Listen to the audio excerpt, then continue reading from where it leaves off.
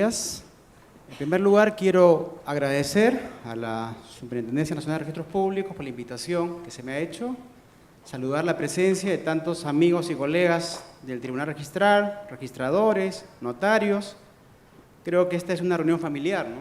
Todos nos conocemos de alguna manera, hace mucho tiempo, y creo que es una brillante oportunidad para poder justamente tocar un tema que aparentemente es teórico, aparentemente, es un problema antiguo, que sin embargo tiene modernas perspectivas, como es este debate entre el sistema numerus clausus y el de numerus apertus en materia de derechos reales, que en esta ocasión la doctora María Los Ángeles Murillo pues, ha tratado, ha desarrollado y que nos ha ilustrado, ¿no?, sobre este problema.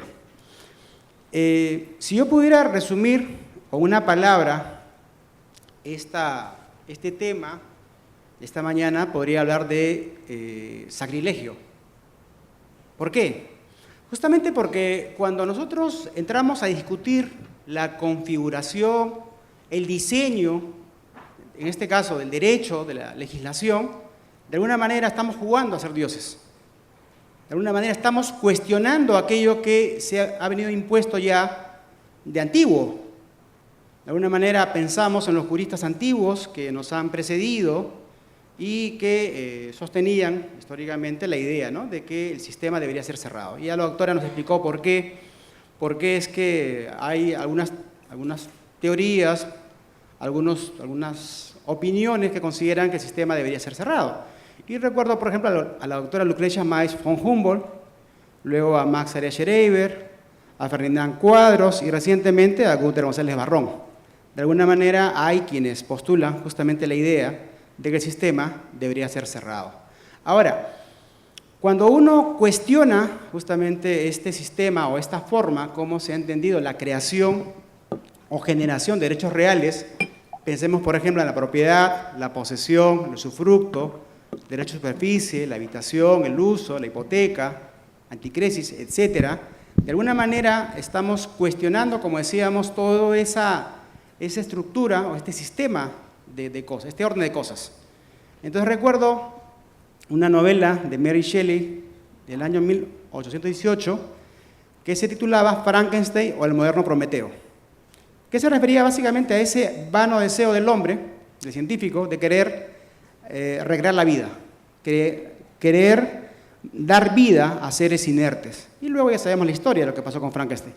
Entonces, sin embargo, también es verdad que el cambio, la superación también supone o parte de sueños, parte de locuras, de ideas que aparentemente en ese momento son consideradas como cosas que no tienen sentido. Recuerdo la doctora mencionó que hace 10 años, cuando trató el tema, hubo pues como un rechazo o por lo menos un silencio que evidentemente no era de aceptación. Y entonces el tema, de alguna manera, ha ido dando vueltas. He podido revisar artículos de Francisco Avendaño, del año 97, me parece, también de Enrique Gersi, del 2008, unas conferencias en Centroamérica. Y entonces el tema, de alguna manera, ha merecido opiniones. También la doctora ha publicado, como lo dijo muy bien.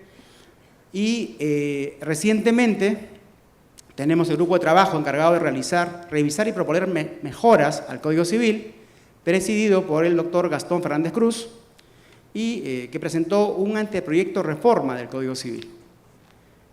Sin embargo, hasta ahora no conocemos el texto oficial, sino simplemente textos parciales, donde no se ha tocado el tema.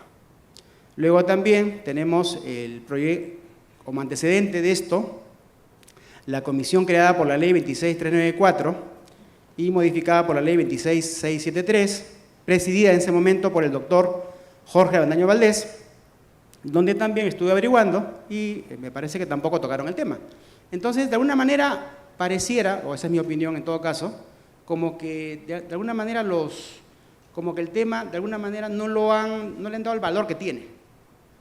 Ahora, otro detalle que yo he podido también investigar es que el sistema nuestro efectivamente es de numerus clausus. Sin embargo, hay por ahí algunas ventanas que se han abierto, por ejemplo, en el caso del derecho a usufructo, artículo 999 del Código Civil, que al definir el usufructo establece en la parte final, dice, pueden excluirse determinados provechos y utilidades. De alguna manera, como repito, hay como ciertas ventanas que se abren, pero no, obviamente no es el sistema de números apertus que plantea la doctora María Murillo. Entonces, una idea más que quisiera exponer es la siguiente. Cuando hablamos de números apertus, hablamos justamente de eso, de autonomía de la voluntad. Decimos, ¿quién mejor que los particulares para poder saber, para poder aprovechar mejor los bienes, los usos que se le puede dar y la manera como se puede, de alguna manera, multiplicar digamos, las utilidades? Y no es el Estado. Bajo esa perspectiva, creemos que debería, como también se dijo en la exposición, debería primar el sentido, el concepto de oponibilidad.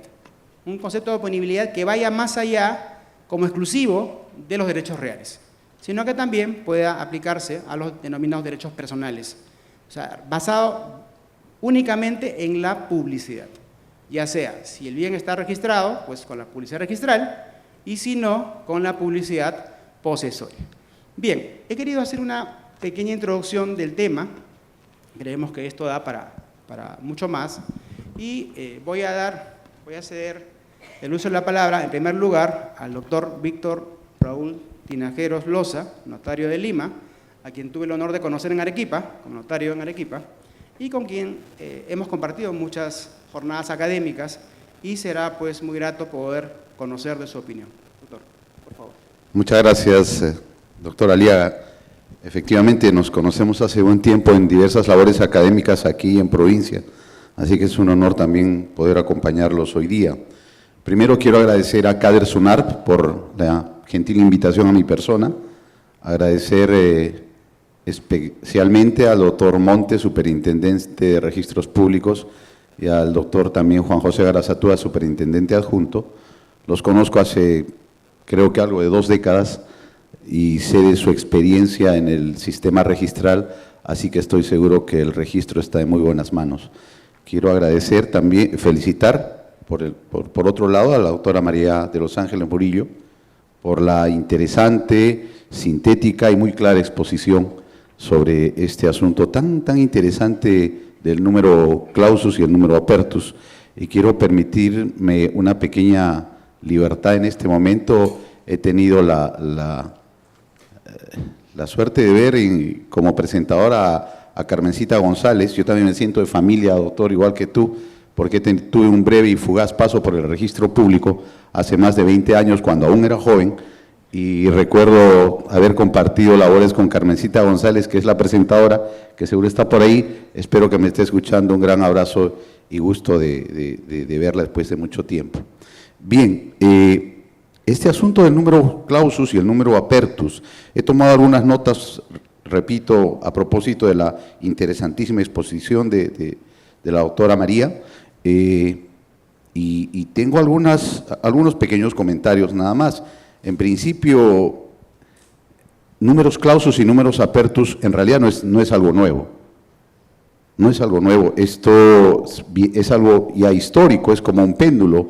Escuché al doctor Enrique Gersi y al tratadista Vélez Alfier que se ponían algo de acuerdo en que, por ejemplo, en el derecho romano en un principio existía el número clausus. Luego viene el derecho romano tardío, le llama, o justinianeo, donde se cambia y se va al números apertus en Roma. Va pasando el tiempo y en la Edad Media viene nuevamente el número apertus, donde dicen que se llegó a la denominada amortización de la propiedad. Un término extraño para algunos como yo, que no nos habíamos inmiscuido mucho en el asunto, porque cuando hablamos de amortización, los abogados, ¿qué pensamos? Que yo tengo una deuda y la amortizo, ¿no es cierto? Y entonces la voy pagando. Y el sinónimo para nosotros de amortización es ir cancelando mi deuda, ir pagando. Pero en esos tiempos, en la Edad Media, cuando hablaban de la amortización de la propiedad, se referían a darle muerte a la propiedad, a amortizar, a matar a la propiedad, porque al existir un números apertus, hubo una serie de derechos reales que existían, que se creaban, que se multiplicaban y que daban lugar, decían en esos tiempos, a la subexplotación de la propiedad, lo cual le quitaba valor.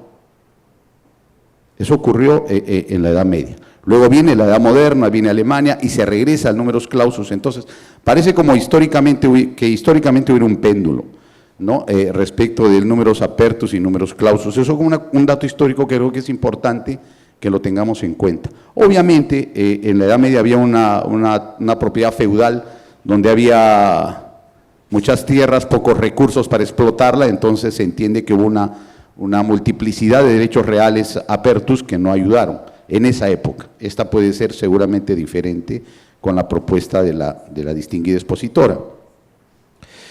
En principio estoy absolutamente de acuerdo en que el derecho es dinámico. El derecho es dinámico y el sistema que se adopte, sea uno, sea el otro, debe ser aquel que ayude al libre intercambio de bienes y servicios en la sociedad, que finalmente significa trabajo y desarrollo y riqueza para toda una comunidad. Eso es lo importante. Por encima de una u otra posición, lo básico es eso, estar abierto a que el sistema sea dinámico y que el sistema que se adopte tienda a mejorar las condiciones socioeconómicas, el libre intercambio de bienes y servicios y riqueza y trabajo para toda la sociedad y la comunidad.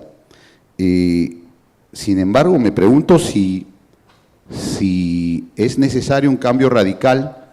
Es posible, quizás sí, quizás no. Sería importante en este sentido alguna estadística, alguna data sobre la insatisfacción del actual sistema y la eficiencia de un nuevo sistema. Creo que sería importante un punto para continuar profundizando en este importante tema de la doctora Murillo.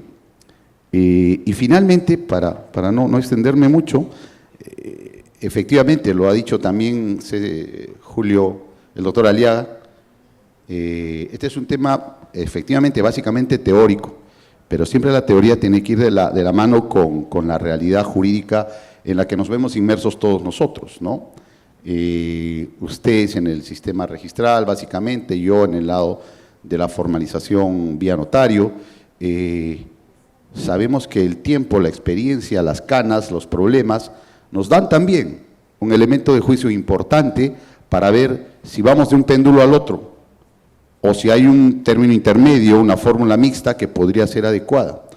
El Perú, lamentablemente, seguramente estaríamos en el podio, en las grandes ligas, a propósito de las elusiones, a propósito de buscar los huecos en el sistema jurídico para valernos de esos hoyos y generar problemas. Entonces, un numerus apertus, siendo útil, siendo eficaz, siendo eficiente, podría generarnos algunos problemas a propósito del podio en el que estamos respecto de ser muy elocuentes o muy imaginativos para buscar hoyos en la legislación y generar problemas. Habría que tener, en mi opinión, cuidado con eso.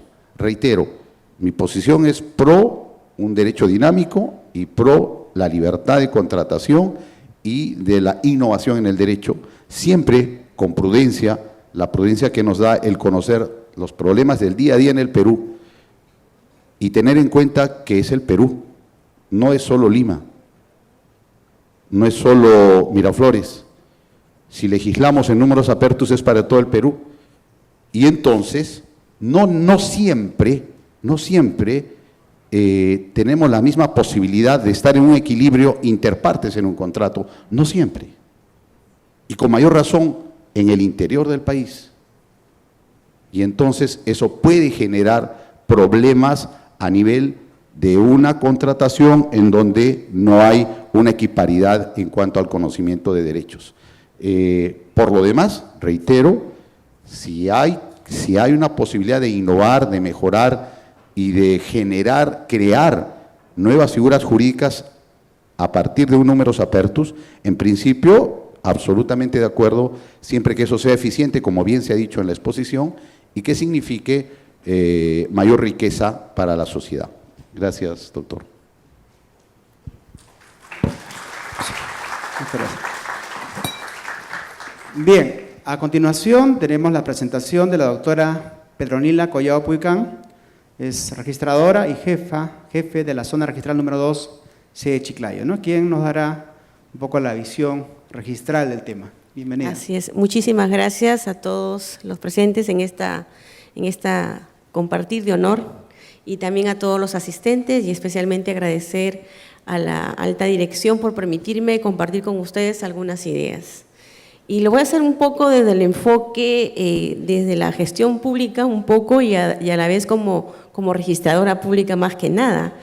Y veremos pues de que si nosotros empezamos analizando el concepto de lo que significa cuál es lo mejor, si es un numerus clausus, un numerus apertus, cuál es lo más eficiente, dice así el planteamiento. Y debemos empezar pues analizando que la eficiencia está relacionada con la optimización de los resultados. Y nosotros, en esa línea, la Superintendencia Nacional de los Registros Públicos constantemente está pensando cómo poder optimizar esos resultados hacia los ciudadanos, hacia los usuarios. Debemos tener en cuenta que cada producto que se lanza a través del sistema es identificando un conjunto de necesidades que pueda permitir que nosotros, desde la posición en que nos encontramos, coadyuvemos y generemos una herramienta de seguridad. Cuando se da el tema del numerus apertus y numerus clausus, vamos haciendo un poco de historia.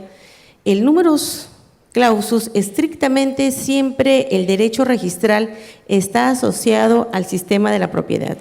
Definitivamente, ese es un punto de partida muy importante. En consecuencia, el derecho registral en esa medida está encasillado en lo que es el numerus clausus. Por ende, eso ha ido dándose de esa manera, pero básicamente en el tema de lo que es la propiedad, que es una figura jurídica que constantemente estamos trabajando en ella y que lo mismo hace que esta propiedad tiene que estar dotada de ciertas titularidades y el numerus clausus siempre ha estado enfocado en el tema de la seguridad jurídica. Y es que por eso, con mucho miedo y con muchos bemoles, hoy día tocamos ese tema porque no podemos cerrar los ojos ante una realidad, ante una situación en la cual día a día los registradores públicos, los operadores registrales, vamos conociendo diversos actos, conjuntos de actos que pretenden regular situaciones que se vienen dando y que no podemos desconocer. Y además, está decir también que la propiedad se constituye pues en un eje del desarrollo económico. Y ese es el motivo pues de este congreso, ver cómo es que podemos coadyuvar a ese desarrollo económico. Y además, cuando nosotros hablamos de la propiedad, en estricto no podemos pensar en ella como titularidad nada más, sino también vemos cómo es que se dan estas transmisiones. Vemos además que la persona que quiera adquirir una propiedad está pensando si es que tiene cargas, no tiene gravámenes, además cuáles son esos límites que nacen. Entonces, todo este conjunto de ideas definitivamente hace que podamos analizar cuánto es que nosotros como sistema, a través de los registros y especialmente el registro de predios, contribuye y que ese dinamismo haga que los costos no sean tan altos. Por el contrario, y eso va con lo que inicié en mi pequeño panel, en decir cuán eficientes somos nosotros al utilizar cualquiera de estos sistemas. Asimismo, nosotros vemos que el numerus clausus, por toda esta experiencia que hemos ido viviendo en el transcurso del tiempo, esta en cierta medida se ha vuelto muy parametrada. Muy bien lo señalaba la doctora Murillo y también felicito por su exposición, porque eso es lo que nosotros necesitamos, repensar todas aquellas figuras jurídicas y volver a mirar con otros ojos. El derecho debe de ir de la mano con el desarrollo de la sociedad. Debe de ir pensando en regular esas situaciones jurídicas que, como muy bien usted lo explicó con un simple ejemplo, en un momento determinado. Y cuando hablaba yo que nos constituyamos en una herramienta para el desarrollo económico, vemos que existe diariamente muchas inversiones de por medio. ¿Y qué papel juega el registro entonces? Por ejemplo, la zona registral número 12 de Chiclayo comprende 3 departamentos. Uno de ellos es el departamento de Cajamarca. Yo no voy a hablar estricto en tema minero, cada quien tiene una posición sobre ese tema, pero sí lo traigo a colación porque si uno hace una visita allá al campo, como se dice, al campamento donde se da en sí esta actividad, podemos ver camiones que pueden ser del tamaño quizás de esta parte donde nosotros nos encontramos, que de solo mirarlo una rueda es del tamaño de una casa de 2 pisos. ¿A qué me voy con ello? ¿A qué quiero llegar con esta reflexión? En la cantidad de dinero que cuesta este bien y que nosotros no lo inscribimos en el registro, por ejemplo. ¿Y qué seguridad estamos dando? ¿No? Estamos hablando de seguridad jurídica y por eso somos cautos al presentar estas dos posiciones. Es un ejemplo. Vemos además de que existen otros, como los tractores, otras herramientas que constituyen una herramienta de trabajo para la agricultura, para la minería. ¿Y qué está haciendo el registro? Tenemos que ir avanzando a la par con ello. O sea, el numerus clausus definitivamente es, si se podría decir, trata de cautelar, trata de ser muy cuidadoso, pero también hasta qué medida es posible. O quizás podamos ir empezando paulatinamente, ¿no? Progresivamente y no ser tan parametrados. Por el contrario, el derecho también tiene que ser flexible, es una ciencia humana. Y también vale mucho la pena mencionar de que existen ya figuras como las han mencionado y hablamos, por ejemplo, de la multipropiedad. ¿Qué cosa viene a ser la multipropiedad? Es una forma de propiedad ejercida por un conjunto de copropietarios y que en un momento determinado, por ejemplo, en vacaciones, ¿no? Vamos a la playa, Máncora, mis amigas que son de allá del norte, de la zona de Tumbes, ¿no? Que va a ser el próximo año la jornada preparatoria por allá, vemos que por temporada quizás podamos tener esta propiedad. ¿Cómo es que queda el derecho registral? ¿Cómo es que queda el derecho para regular estas situaciones? Por otro lado, también vemos el caso de la desinmatriculación, y acá tenemos a nuestro presidente del Tribunal Registral, ¿no? Ahora que no está regulado, pero ellos, dentro de su capacidad de desarrollo jurídico, ellos estamos innovando, porque el derecho es innovación, el derecho es estar a la par y regular situaciones jurídicas. Eso es de mi parte, mi posición, y comparto con la doctora la postura que nos trae el día de hoy. Muchísimas gracias. Muchas gracias.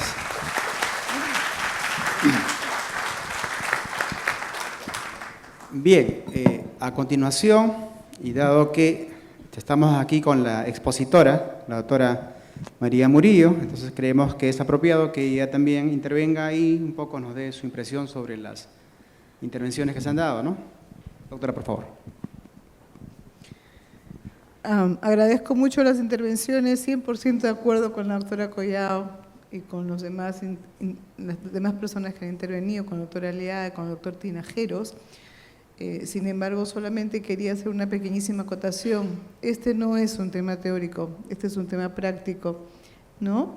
Y como lo dije durante mi exposición, ¿qué mayor estadística necesitamos que un 47% de la población de Lima y un 68% de la población del Perú, porque el estudio en ese entonces se hizo a nivel nacional para demostrar de la necesidad de la creación de un nuevo derecho real y para demostrar la no necesidad de tener que tocar las puertas al Congreso, imagínense ustedes, para poder crear un nuevo derecho real, que si no lo fuera a promulgar por razones ABC, ya tenemos hoy día un concepto de nuestro Congreso, tendríamos que quedarnos esperando con un capital, una mano muerta, por años de años, sin poder tener ningún tipo de acceso al crédito. Y en fin, estadísticas hay miles, la multipropiedad, como se ha dicho, la necesidad de figuras que van surgiendo día a día, y es un tema que desde mi punto de vista discrepo un poquito con el doctor Tinajeros, que no merita una estadística porque es mucho más profundo que ello. Gracias. Muchas gracias. Bien. Vamos terminando esta secuencia. Agradecemos nuevamente a la doctora María Murillo, Agradecemos al doctor Víctor Raúl Tinajeros y a la doctora Carolina Collado Puicán. Eso es todo. Muchas gracias.